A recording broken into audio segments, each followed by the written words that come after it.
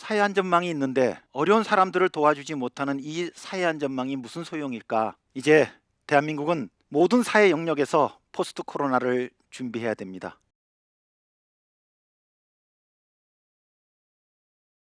복지국가를 만드는 게 제 꿈입니다. 그런데 솔직히 요새 몇 년간 제가 좀 풀이 죽어 있습니다. 정말 복지국가를 만들 수 있을까 자신감을 갖고 있지 못하기 때문이죠. 바로 사각지대 문제입니다. 사회 안전망이 있는데 이 제도를 혜택을 봐야 될 사람들이 제도 바깥에 있습니다. 물론 복지제도가 처음에 그런 취지로 설계된 건 아닙니다. 실업을 당하면 실업급여를 제공하고 또 은퇴하면 공적연금을 제공하고 또 가난한 사람들에게는 기초생활을 보장하는 게 애초의 취지입니다. 그런데 실제 현실에서는 그렇게 작동하고 있지 못합니다. 예를 들어 보겠습니다. 실업급여 아시지요? 평상시에 고용보험료를 납부하시면 자신의 가입 기간에 따라 실업을 당하면 4개월에서 최대 9개월까지 실업급여를 받을 수 있습니다. 정규직 노동자라면 대략 월 180만 원을 받게 됩니다. 이 급여를 토대로 해서 이제 다음 일자리를 준비할 수 있죠. 그런데 정작 가장 실업 위험에 많이 노출되신 분들, 즉 우리 사회 비정규 노동자, 불안정 노동자들입니다. 보험 설계사, 학습지 교사, 플랫폼 노동자, 배달 노동자 혹은 영세 자영업자. 근데 이런 분들은 정작 고용보험에 가입돼 있지 못합니다. 소득이 끊겨도 어떠한 도움도 받을 수 없습니다. 왜 이런 일이 벌어졌을까요? 이 복지제도들은 20세기 복지국가의 원리에 따라 설계되었습니다. 그런데 현재 21세기의 노동시장 구조하고 썩 부합하지 않습니다. 기존의 복지제도들은요, 그 사람이 있는 고용 지위에 따라 복지제도가 설계되었습니다. 근데 이제는 노동시장이 급격히 변해버렸습니다. 복지국가에서 가장 기본적인 복지제도가 사회보험이지요. 불안정한 노동자들의 3분의 2가 사회보험 바깥에 있습니다. 취약계층 복지에도 사각지대가 많습니다. 대표적으로 기초생활보장제도입니다. 우리나라 소득 파악이 아직 충분치 않다 보니까 억울하게 수급권을 얻지 못하고 탈락하시는 분들이 계십니다. 그리고 또 우리나라 복지 정책에서 부양의무자 제도를 부여하고 또 얼마 되지 않은 재산에도 그거를 소득으로 간주하기 때문에 많은 어려운 계층들이 수급권을 얻지 못하고 사각지대에 빠져 있습니다. 제 후배가 한 명 있습니다. 코로나 때문에 온라인 화상회의를 통해서 몇 번 재택근무를 했답니다. 그런데 기대 이상으로 효과가 좋다고 서로 평가를 했어요. 그래서 앞으로 계속 온라인 회의, 재택근무를 정례화해보자 이런 논의를 한답니다. 만약에 또 요새 코로나 때문에 2주간 자가격리 조치를 당한다고 했을 경우에 아마 우리 후배가 있는 직장에 계신 분들은 자가격리 기간에 재택근무를 통해서 그리고 아마 월급도 온전히 받을 거라고 생각합니다. 하지만 모두가 그렇진 않습니다.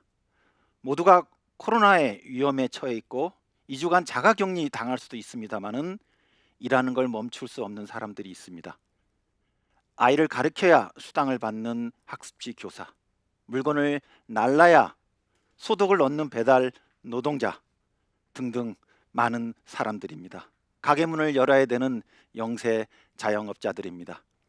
이렇게 코로나와 같은 위기 상황에는 더욱더 취약계층들이 사회안전망의 사각지대에 있는 문제가 더욱더 불거집니다. 그래서 제가 풀이 죽어 있는 겁니다. 사회안전망이 있는데 어려운 사람들을 도와주지 못하는 이 사회안전망이 무슨 소용일까? 과연 이러한 제도 현실에서 복지국가를 이야기할 수 있을까? 제가 요 몇 년 탄식한 이유입니다. 그런데요, 이번 코로나를 겪으면서 제가 희망을 보았습니다. 복지국가를 정말 제대로 만들어 볼 수 있겠구나. 다시 좀 들떠 있습니다. 오늘 제가 자신 있게 이 자리에 선 이유이기도 합니다. 무엇이 달라졌냐고요? 그렇다. 기존의 복지제도를 혁신할 수 있는 그 길을 발견했기 때문입니다. 이번 코로나가 준 이외에 예상치 않았던 선물입니다.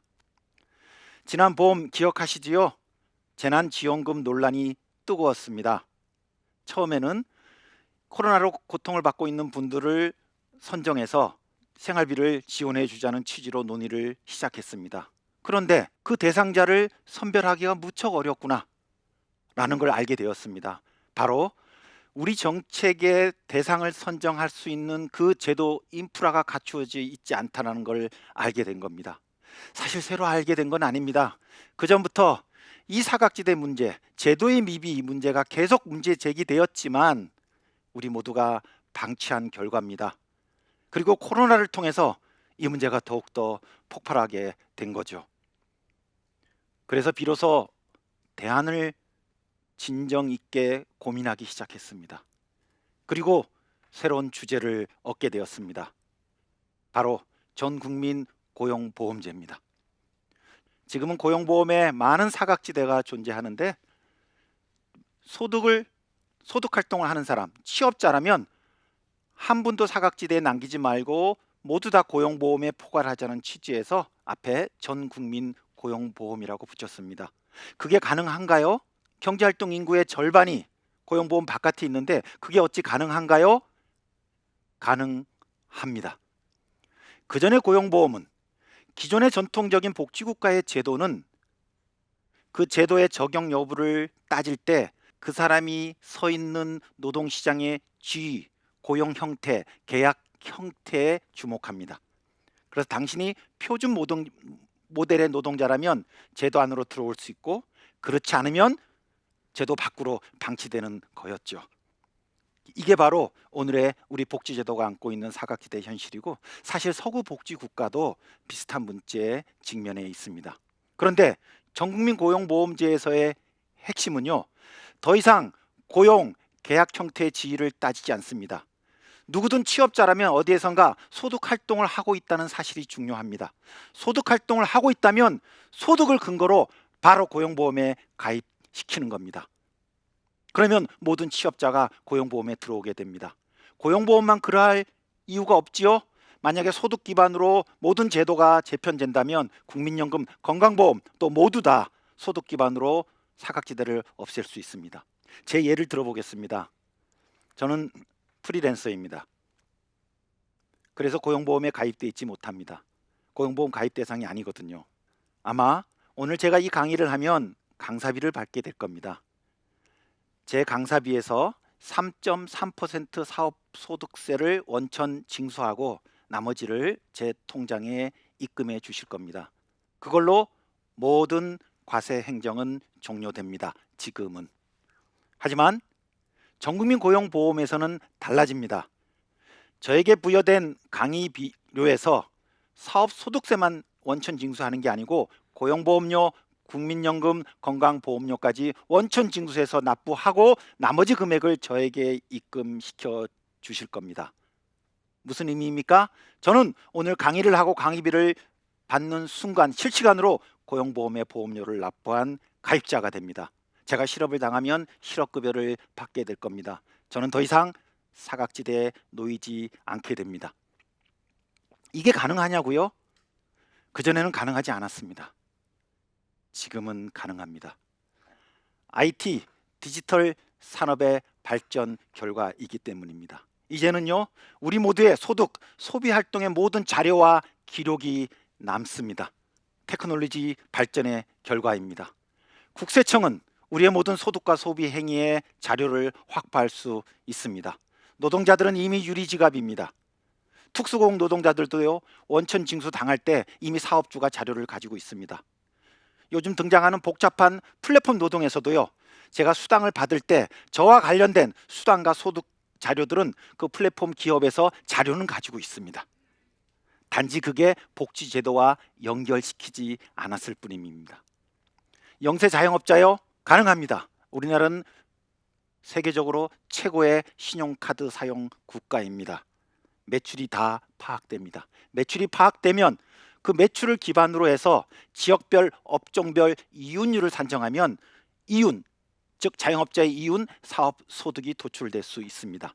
세전 소득에서 소득세와 사회보험료를 원천 징수하고 1년 후에 연말정산하듯이 자영업자들도 자신의 매출에서 도출된 소득, 산정소득에서 소득세와 사회보험료를 납부하고 내년에 종합소득세 신고할 때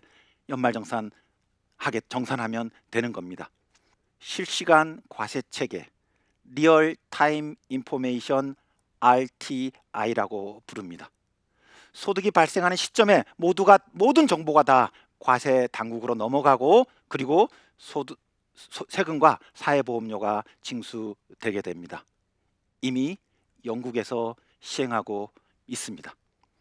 이 실시간 과세 체계가 되면 취약 노동자들도 자신의 소득이 투명하게 파악되기 때문에 주민센터가 정확히 알고 있기 때문에 억울하게 수급에서 탈락하는 일도 줄어들 겁니다. 그만큼 사각지대도 개선되는 겁니다. 국제적으로도요, 이런 복지체제의 혁신이 시작됐습니다. 2018년, 2년 전 국제노동기구 ILO는 회원국에게 사각지대를 없애기 위한 3가지 원칙을 제안합니다. 첫째, 고용계약 형태와 무관하게 모든 취업자들을 사회보험에 포괄하도록 하자. 둘째, 이를 위해서 지금의 과세 테크놀로지, 신과세 테크놀로지의 자원들을 모두 활용하자. 셋째, 그러고도 사각지대가 남을 수 있기 때문에 조세 기반의 안전망을 다시 더 보완하자. 그러면 사각지대에 문제가 없어질 수 있다는 국제노동기구의 제안입니다. 제가 앞에서 말씀드린 새롭게 희망을 갖게 된 새로운 길, 저는 이것을 혁신복지체제라고 부릅니다. 이미 국제적으로 움직임이 시작되었습니다. 덴마크, 프랑스에서는 이미 제도를 시행을 시작했습니다.